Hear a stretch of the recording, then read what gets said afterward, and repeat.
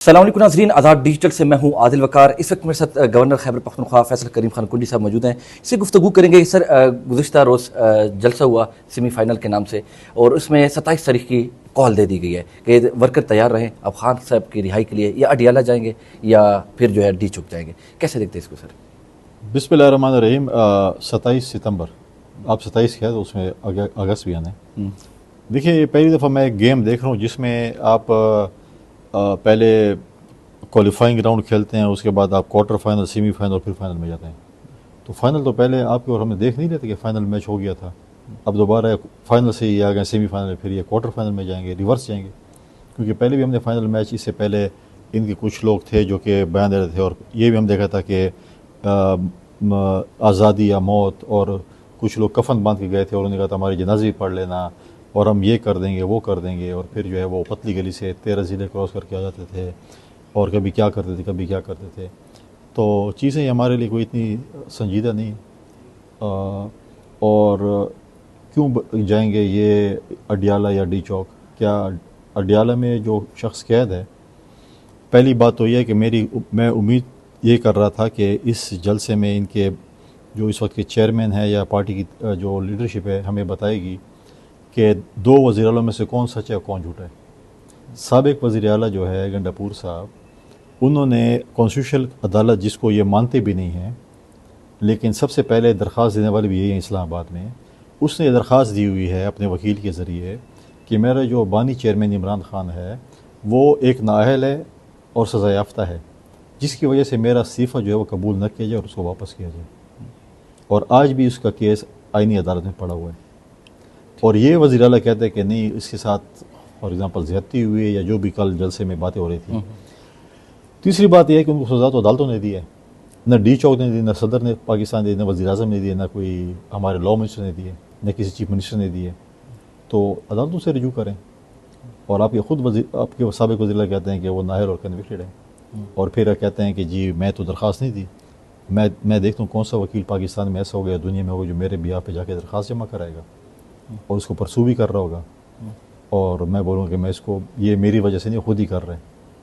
تو آپ خود نظر لگا لیں۔ اچھا، جنید اکبر کا بھی اسی حوالے سے ایک بیان آیا کہ جو سابق وزیر اعلیٰ ہیں علی امین گنڈاپور ذاتی جیب سے خرچ کر کے جلسے کرایا کرتے تھے، اور اسی حوالے سے ایک اور بات بھی انہوں نے کی کہ خان صاحب کے نام پر جو اربوں روپے کمائے گئے، اب وہ وقت آ چکا ہے کہ وہ اربوں روپے جو کمائیں آپ لوگ، آپ یہ جلسوں پہ لگائیں اور اس کے ساتھ جو ہے آپ ہماری کمپین کو مزید آگے بڑھائیں، تو آپ گھر میں ایسے نہ بیٹھیں۔ دیکھیے، جنید اکبر صاحب کو شاید نہ پتہ ہو، آپ کو تو مجھے پتہ ہے کہ اس کی جیب میں کتنے پیسے ہوتے تھے پہلے، اور حکومت میں آنے کے بعد کتنے پیسے ہوتے ہیں۔ یہ تو کوئی اور اگر بات کرے باہر کی تو اور بات ہے، ان کے لیے تو پتہ نہیں، وہ بہت بڑا لینڈر ہوگا، آپ کے اور ہمارے تو سامنے چھوٹا بڑا، اور ہمیں پتہ ہے کہ کیا صورتحال تھی۔ دوسری بات ہے کہ جنید اکبر نے ون لائنر یہ کہہ دیا کہ میری پارٹی کرپٹ ہے، پیسے کمائیں لگاؤ، جیسے سابق وزیر اعلیٰ علی امین گنڈاپور لگاتا تھا، کماتا تھا اور لگاتا تھا، اور یہ کہتا تھا تم لوگوں نے جو کرپشن کیا وہ لگاؤ۔ یہ کہنے خان کے نام پہ جو کما لی ہیں، تو کمیشنیں کھائی ہیں، نوکریاں بیچی ہیں، ٹرانسفر پوسٹنگ پیسوں پہ کی ہے، کرپٹ پارٹی ہے، اور کرپشن کے پیسے جو ہے جلسوں پہ لگاؤ، کیونکہ ہم جیبوں سے نہیں لگا سکتے، کیونکہ ہم جلسے جیبوں سے نہیں کر سکتے، کرپشن کے ذریعے کر سکتے ہیں۔ تو انہیں کرپٹ مافیا سے کہا ہے کہ پیسے لگاؤ۔ ٹھیک، اچھا، اسی طریقے سے اگر بات کی جائے محسن نقوی کے بیان کے حوالے کے سسٹم جو ہے کولیپس کر چکا ہے، جبکہ رات ایک بیان آیا کہ سسٹم کولیپس نہیں ہوا بلکہ کون ٹریپ ہو رہا ہے، اس بیان کیسے؟ دیکھیں، محسن نقوی صاحب نے کل ایک بات کی ہے، اور اس کی میں سمجھتا ہوں کہ اچھی بات ہے کہ وزیر اعظم صاحب کو جائزہ لینا چاہیے کہ ان کے کون سے جو منسٹرز ہیں، ان کی منسٹری میں ایک آڈٹ ٹائپ ہونی چاہیے، جو ہے کہ جو پرفارم اچھا کر رہے ہیں ان کو رہنا چاہیے، جو ہم نہیں کر رہے کسی اور کو چانس ہونا چاہیے، ایسے قسم کی اسٹیٹمنٹ دی ہے۔ اور جہاں تک باقی چیزیں، دیکھیں فورمز ہیں، مختلف چیزوں کے مختلف فورمز ہوتے ہیں جہاں پر چیزیں ہوتی ہیں، پارلیمنٹ ہوتی ہیں، پارلیمنٹ CCI کی میٹنگز ہوتی ہیں، باقی چیزیں ہوتی ہیں۔ تو جو جس چیز کا فورم ہے، دیکھیں ماضی میں آپ نے دیکھا ہوگا کہ مختلف ٹائم پہ پیپلز پارٹی اور PMLN جو ہے وہ نئے نہروں پہ جو ہے وہ ایشو ہو رہا تھا کہ جی نئے نہر بننی چاہیے، کوئی کہتا ہے نہیں بننی چاہیے، ہم کوئی بھی نہیں بنے۔ اور جب فورم تھا CCI، جسے CCI میں اب 2-3 مہینے آپ کی ٹی وی چینلز پہ ہم ڈیبیٹ کرتے رہے، لڑتے رہے، اور کیا کچھ کرتے رہے، لیکن جب CCI کی میٹنگ ہوئی تو ایک دن کے اندر فیصلہ ہو گیا کہ جو کوٹا تھا پنجاب کو اس نے استعمال کر لیا، نہیں نہر نہیں بن سکتی، اور فیصلہ ہو گیا۔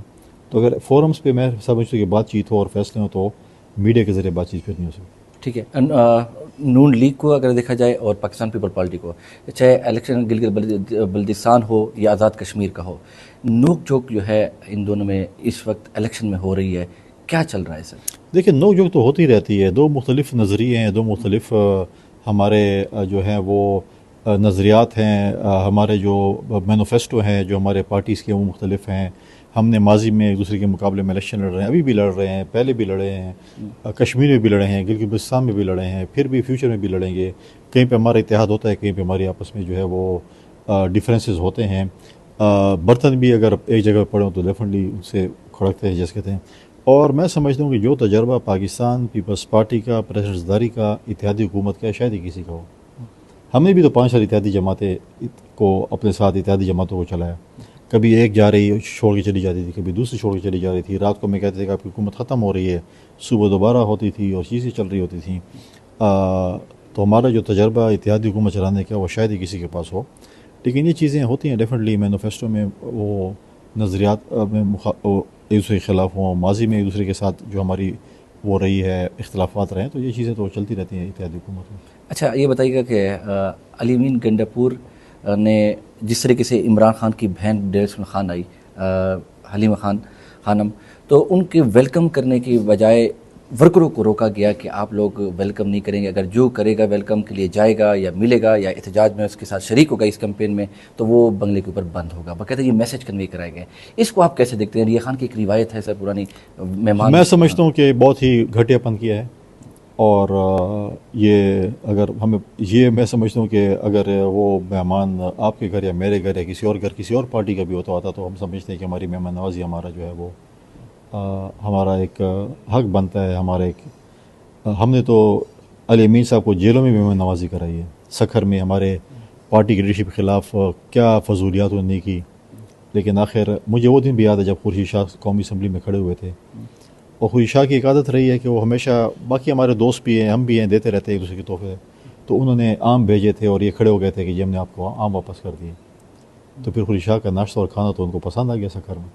تو یہ چیزیں ہوتی ہیں. ہم نے مہمان نوازی کی، ہمارے مخالف بھی تھے، ہم نے ماضی ہم کو احسان نہیں جتاتے، لیکن ہم نے وہاں پہ مہمان نوازی کی.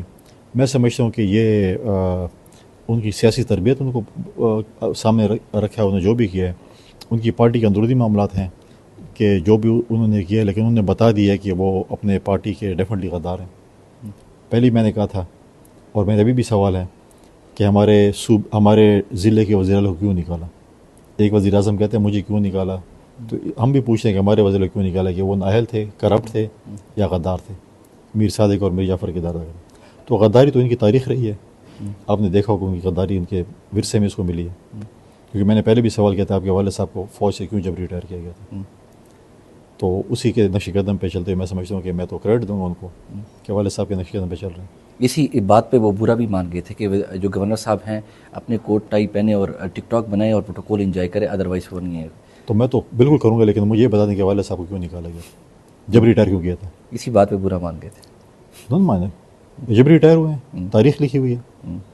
ہمارے پاس تاریخ پڑی ہوئی ہے، کس نے اس کو پھر بچایا، کس نے. یہ بتائیے گا کہ 20 جولائی کو 19 صدر مملکت کو 19 ججز کی سمری بھیجی گئی ہے جو کہ تاحال جو ہے منظور نہیں ہوئی. اس حوالے سے اسلام آباد ہائی کورٹ کے اندر بھی درخواست دائر کر دی گئی ہے. سر کیا کہیں گے اس حوالے سے؟ دیکھیں صدر صاحب کو جو سمری گئی ہے اس میں بھی شاید کچھ دن رہ رہے ہیں، اور میں سمجھتا ہوں کہ جب وہ دن پورے ہو جاتے ہیں اور اس میں پریزیڈنٹ صاحب دیکھتے ہیں کہ اس میں کوئی لیگل کوئی ایسی چیز موجود ہے جس پہ ان کی آبزرویشن یا ریزرویشن ہے، تو آبزرویشن لگا کے واپس بھیج سکتے ہیں اور اس کے بعد پھر اس کی آبزرویشن کو دور کیا جا سکتا ہے. تو میں نہیں سمجھتا کہ اگر وہ ابھی نیوز چل رہی ہے کہ جی غالباً بھی چند دن رہ رہے ہیں جو پریزیڈنٹ صاحب نے سائن کرنے ہیں، تو لیٹس سی کہ پریزیڈنٹ صاحب اس کے اوپر کیا اعتراض لگاتے ہیں، اس کے بعد اس پر ڈسکشن ہو سکتی ہے. یہاں پر جو فارغ جو ہمارے دوست موجود ہوتے ہیں کبھی کبھی جو کچھ نہیں ہوتا تو کہتے ہیں چلو ہائی کورٹ میں، یہ ہائی کورٹ کیا کرے گا، پریزیڈنٹ صاحب کو ڈائریکٹ کرے گا، آپ سمری پہ سائن کریں، ان کو فورس کر سکتے ہیں. آئی ڈونٹ سی کہ لیگل ایسے فورس کوئی سپریم کورٹ یا ہائی کورٹ پریزیڈنٹ صاحب کو فورس کر سکتے. جو بھی کانسٹیٹیوشنل کام ہے کانسٹیٹیوشن کے ذریعے ہوگا. ہم چیمپئن ہیں کانسٹیٹیوشن بنانے والے ہم ہیں، ہم ان کانسٹیٹیوشنل کام کبھی بھی نہیں کریں گے. اچھا سر، اچانک سے ہلچل چل رہی ہے جبکہ ملک میں مونسون بھی چل رہا ہے. ایک طرف سسٹم کولیپس کی بات ہو رہی ہے, دوسری طرف نئے صوبے کے قیام کی بات ہو رہی ہے, دوسری طرف یہ بھی دیکھا جائے 26ویں 27ویں ترمیم کے حوالے سے وکلا جو ہے وہ انہوں نے تحریک چلا دی ہے, اور اس حوالے سے جو ہے وہ نکل پڑے. اس کو آپ کیسے دیکھتے ہیں سر؟ ٹھیک ہے نا, آپ کے پاس خبریں نہیں تھیں, ہم نے کہا کہ آپ کو خبریں مل جائیں, کوئی اس پہ آپ جو ڈیبیٹ کریں, انٹرویوز کریں, کیونکہ موسم ٹھنڈا ہو گیا تھا آپ کا. تو دیکھیں جو 27ویں ترمیم تو 28ویں ترمیم ہے, جو بھی آئے گی نئی ترمیم, جو بھی نئی ترمیم آئے گی تو اس کا نیکسٹ 27 28 29 30 ایسی آئے گی نا. اب اس میں یہ ہے کہ دیکھیں لوگ کہہ رہے ہیں کہ ہر کسی کے پاس اپنا ایک ترمیم جیب میں موجود ہے, کوئی کہتا ہے صوبے بنے, کوئی کہتا ہے یہ ہو جائے گا, کوئی کہتا ہے وہ ہو جائے گا. جب ہمارے ساتھ گورنمنٹ شیئر کرے گی کہ ہم ان کے ساتھ سپورٹ میں ہوتے ہیں تو, یا ہم سپورٹ میں نہ بھی ہوں, تو تمام پولیٹیکل پارٹی کے ساتھ شیئر ہوتے ہیں. ہمارے پاس جب شیئر ہوگا, پچھلے دفعہ ہمارے ساتھ شیئر ہوا تھا, ہم نے کچھ پوائنٹس ہم نے منظور کیے تھے, کچھ ہم نے ایڈٹ کیے تھے, کچھ ہم نے نامنظور کیے تھے اور ہم نے بھیج دیا تھا واپس. تو جب ہمارے پاس شیئر ہوگا, پچھلے دفعہ ہم نے سی کی میٹنگ 2 دن لگاتار کی تھی اور ہر ممبر نے اپنی رائے دی تھی. ٹھیک, تو ابھی بھی جب ہوگا تو ہم انشاءاللہ اس کے اوپر اپنا وہ کریں گے, جو بھی ہماری جو ہوگی تجاویز ہوگی دیں گے. نئے صوبوں کے حوالے سے دیکھیں, نئے صوبوں کا فورم جو ہے پارلیمنٹ ہے. ٹھیک, پارلیمنٹ اگر چاہتی ہے تو پارلیمنٹ پولیٹیکل پارٹیز چاہتی ہیں کہ صوبے بنیں, تو پارلیمنٹ اس کو کانسٹیٹیوشنلی اپروو کرے جیسے باقی چیزوں کو اپروو کیا. تو چیزیں ڈیبیٹ کرنا, چیزیں کرنا, آپ اور ہم نے بھی, میں نے پہلے بھی کہا تھا کہ ہم نے نہروں پہ بڑی ڈیبیٹ کی کہ پنجاب نہر بنا رہی ہے, ایسے نہیں چھوڑ رہی, یہ وہ. 1-2 مہینے ہم ٹی وی پہ گرما گرم اس کو مطلب ایک گریبان میں ہاتھ ڈالا ہوا تھا.